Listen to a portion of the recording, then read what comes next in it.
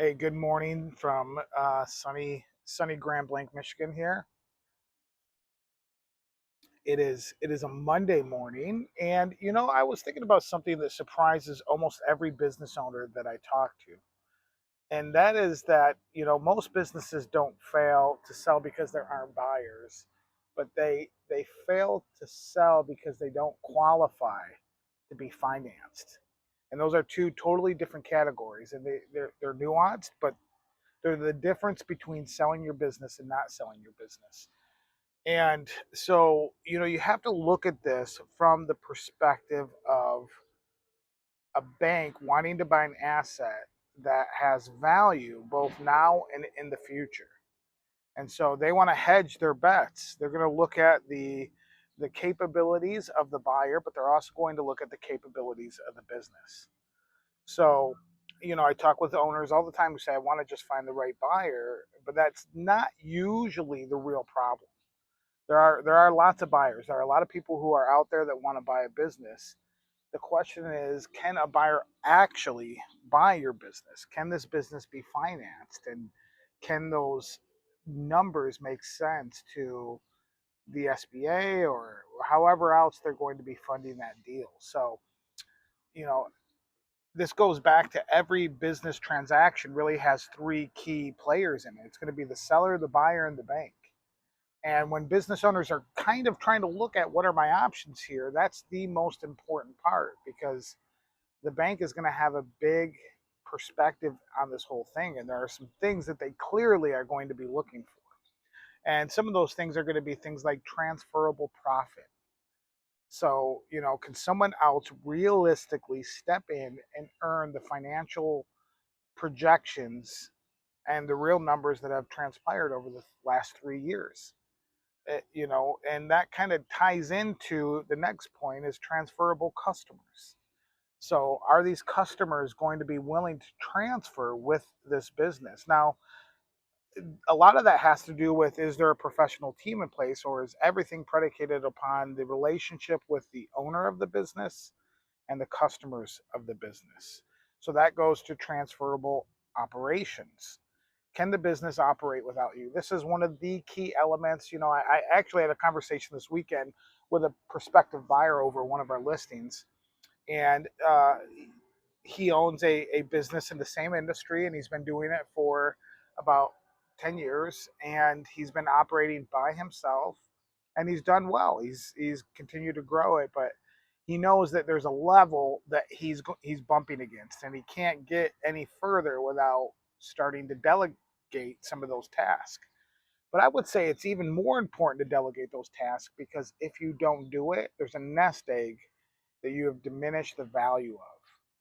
So you can imagine a business that's doing $1 million SDE going for 1.5 because the owner is regularly involved in the daily operations. Even though when you get into that kind of SDE, anything over $1 million, even 750K and up, an operational team has to be in place somewhere. But the difference, just for easy math, is if you have a professional operating team in place, that's going to net you an additional half a million to $1 million when it comes time to sell at minimum.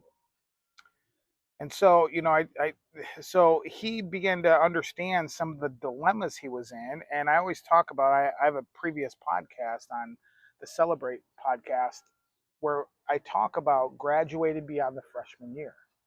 And so most business owners aren't really business owners. They own a job. So they decided to stop working for somebody and started working for their business. So it's essentially like their business hired them and now they still have a job, but instead of one grumpy boss, they've got 50 because all of their customers they're now accountable to. And most business owners, a majority of them stay stuck right there. And the problem with that is there's nothing that you're selling an occupation, you're selling a job, you're not selling a business. And in order to graduate beyond that freshman year, you have to begin to look at how do I bring operational teams in place. So here's something you could do this week.